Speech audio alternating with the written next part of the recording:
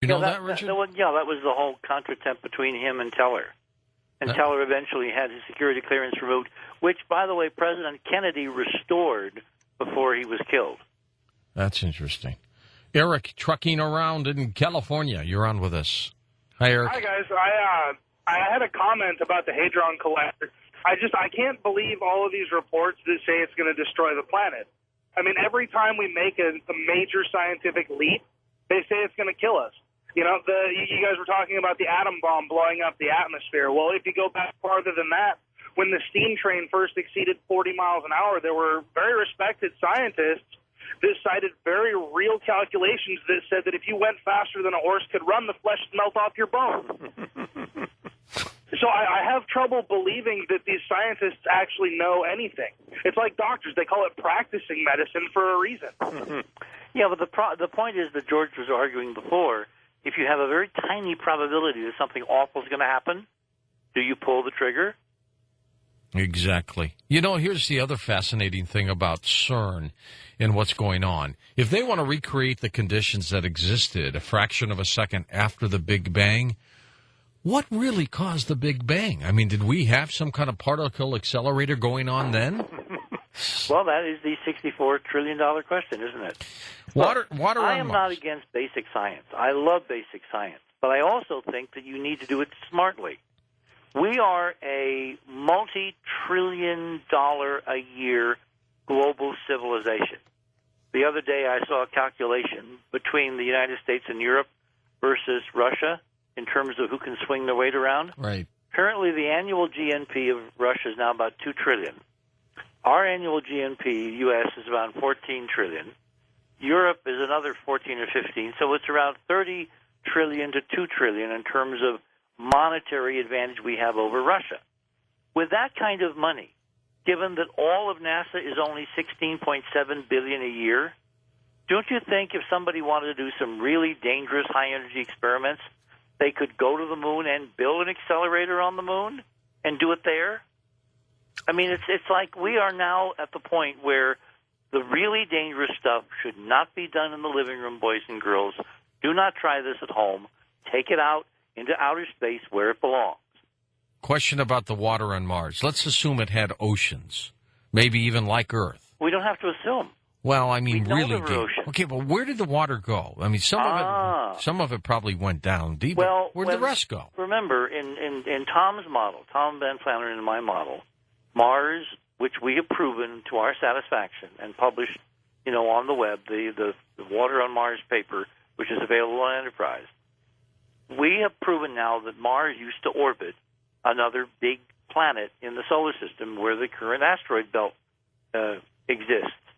And that at some point, roughly 65 million years ago, for reasons that have not thoroughly been explained, in fact, almost not explained at all, that other big planet blew up, liberating Mars to wander in a much more elliptical orbit around the sun than it otherwise would have had. Now, blowing a planet up in your front yard, George, is not good for beagles or begonias. No, not at all. And it left it with incredible scars. It almost destroyed the planet, and it blew away the atmosphere and the oceans and the water. Instantaneously? Well, over a period of hours. Okay. That's instantaneously as far as I'm concerned. Well, in terms of cosmic time, yeah. By the way, that was one of my big gripes with the first Star Wars movie. When George Lucas blew up, was it Alderaan? Yeah. It happened much too fast. On a scale like that, a planet blowing up, it would have been majestic as opposed to an instantaneous thing. And that was the one thing they got wrong, was they didn't appreciate and put on the screen the true scale of planets blowing up as seen from a great distance away. It's like watching things in slow motion, like Edgerton's, photography of bullets going through light bulbs and stuff like that. Yeah, but the water, did it go off into space? Yes, of course it went off into space. And did some of it hit us? Yes. And it formed things like comets. And there's these strange objects that are striking the atmosphere that were seen on certain ultraviolet satellites that he called mini comets. I think his name was Dr. Louis Frank at the University of Iowa. And it became a very controversial scientific claim after a while because he claimed that we were being hit by thousands of these objects per day, and if they had the mass of ordinary comets, which is basically the mass of water, frozen water, ice, they would be the equivalent of detonating, several kiloton nuclear weapons all over the Earth in the stratosphere every day. And, of course, nothing like that is seen.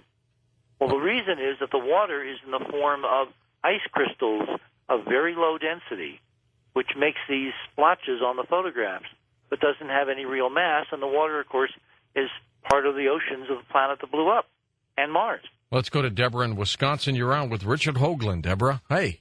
Hi, Mr. Hoagland. I love your sense of humor. Thank you. You're welcome. I have two quick questions. They're unrelated, and I'll hang up. So if you could answer them, please. Could you tell me what you know about the 1,000-year-old astronomical observatory on the Yucatan Peninsula? It's referred to as a temple. I'm trying to recall, C-A-R-A, I believe, C-O-L. You mean the Caracol? Yes, and that's my first question. Okay. So I'll hang up. And my second question is, would you happen to recall there was a wind turbine that was proposed or was to be an ideal location for it off the East Coast near Senator Kennedy's home, and that was shot down in Hyannisport. Yeah, exactly. Yeah, he strongly opposed it. It was shot down. If you could recall how much could have been produced out of that location. I'll hang up. Thank you, sir. Okay, 1 minute, Richard. Oh, great. Thanks. Good luck. Okay, it's called the Caracol in the Yucatan. It was built in the late Mayan period. It was not an observatory with a telescope like we have. It was a building that looked remarkably like an observatory with slits in the walls, and they measured the alignments of celestial objects. And, of course, we now know why alignments, angular difference between two objects like Venus and the Moon, is important because it modulates the background physics, and the Mayans knew about the physics. Even if they didn't know it was a physics, they knew that something having to do with time and astronomical observations was dependent on, basically determined the very lives they were leading as they were marking time to observe.